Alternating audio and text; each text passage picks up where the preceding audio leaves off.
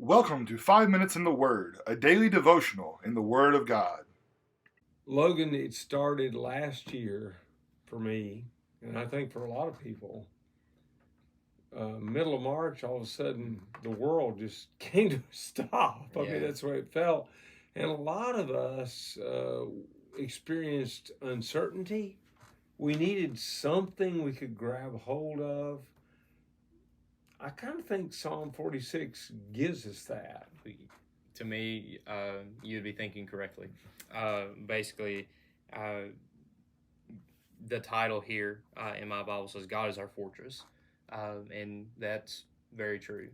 Verse 1, God is our refuge and our strength, a very present help in trouble. The very first phrase really sets up the psalm for its entirety. God is our refuge and our strength.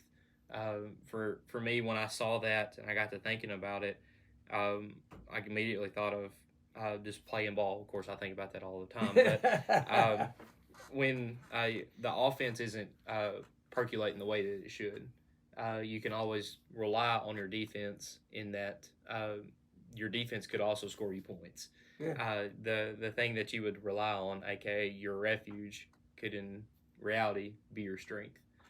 And when we place God as our refuge, we have more strength than we'll ever need.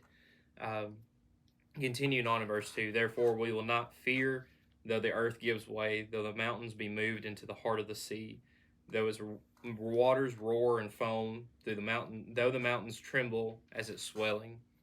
There is a river whose streams make glad the holy city, or make glad the city of God, the holy habitation of the Most High.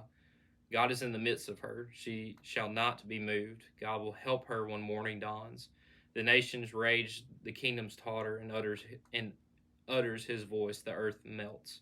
The Lord of hosts is with us. The God of Jacob is our fortress. Come behold the works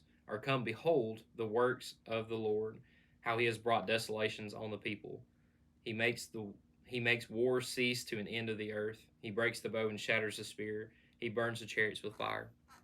And from verse 2 to verse 9 kind of shows in descriptive language how the world is in utter turmoil, just a sinful, wicked place. And I kind of picture Christians in this world being on a boat that's being rocked back and forth. And it's just a traumatic situation for us.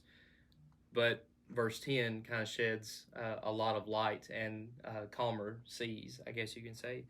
Be still and know that I am God.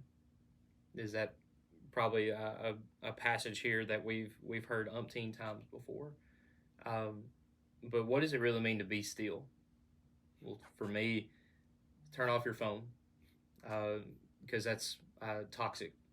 News and social media is toxic, not only for just the things that we hear on an earthly magnitude, but it affects our spirit also. So that's one way to be still, is remove yourself from the world and know. What does it mean to and know? It means to understand, comprehend, and believe. Believe that I am God. I am God. I am the Master. I am the Father. I am the Good Shepherd. He should be our refuge and our strength. Well, because when we're still and we believe that, we see that He is God. He is the Shepherd. He is the good physician, or He is the best physician, the holy physician. Continue on in verse 10. I will be exalted among the nations. I will be exalted in the earth. The Lord of hosts is with us. The God of Jacob is our fortress. When we place the God of Jacob as our fortress, we find strength. And because of that strength, verse 10, again, I will be exalted among the nations. I will be exalted in the earth because I am one of His children.